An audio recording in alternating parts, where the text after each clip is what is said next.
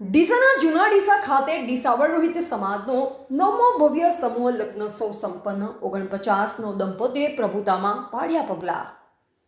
બનાસકાંઠા જિલ્લાના ડીસા ખાતે આજે સામાજિક એકતા અને સેવાના અનોખા દર્શન થયા। ડીસાવર રોહિત સમાજ દ્વારા આયોજિત 9મા ભવ્ય સમૂહ લગ્નોત્સવમાં 49 જેટલા નવદંપતીઓએ લગ્ન ગ્રંથિથી જોડાઈને નવું જીવન શરૂ કર્યું છે।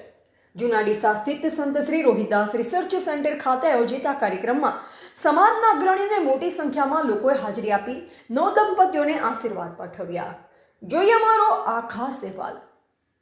મોંઘવારીના જમાનામાં ખોટા ખર્ચા ટાળી સામાજિક સમરસતા વધારવાના ઉમદા હેતુ સાથે ડીસાવર રોહિત સમાજ દ્વારા આજે તારીખ 26 એપ્રિલ 2026ના રોજ ભવ્ય સમૂહ લગ્નનું આયોજન કરવામાં આવ્યું હતું। જૂના ડીસાના પવિત્ર સંત શ્રી રોહિદાસ રિસર્ચ સેન્ટર ખાતે આ 9મો સમૂહ લગ્નોત્સવ યોજાયો। આ સમગ્ર મંગલમય પ્રસંગ બબાભાઈ ભગવાનભાઈ પુનડિયાની અધ્યક્ષતામાં યોજાયો હતો।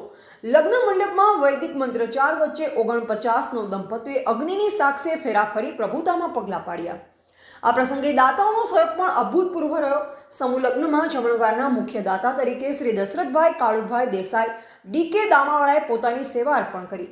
કાર્યક્રમમાં સમાજની એકતાના દર્શન કરાવતા અનેક અગ્રણીઓ ઉપસ્થિત રહ્યા, જેમાં જગમાલભાઈ હડિયલ, મફાભાઈ કલાભાઈ વારેચા, અશ્વિનભાઈ પરમાર, વેલાભાઈ સોલંકી, વીરમાભાઈ મોહનભાઈ વારેચા, દિનેશભાઈ પુનડિયા, જયંતિભાઈ છત્રાલિયા આ તમામ આગેવાનો હાજર રહી નવપ્રણિત યુગલોને સુખી દાંપત્ય જીવનના આશીર્વાદ આપ્યા।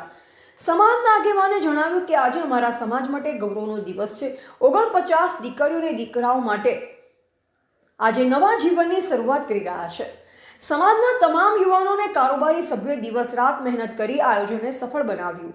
આ કાર્યક્રમને સફળ બનાવવા માટે ડીઆરએસ ડીસાવર રોહિત સમાજના તમામ કારોબારી સભ્યોએ તનતોડ મહેનત કરી હતી। વ્યવસ્થિત આયોજન અને શિસ્તબદ્ધ માહોલમાં યોજાયેલા સમૂહ લગ્નની સમગ્ર પંથકમાં પ્રશંસા થઈ રહી છે। અહેવાલ ગૌતમ વારેચા, ભારતની અસ્મિતા, ડીસા।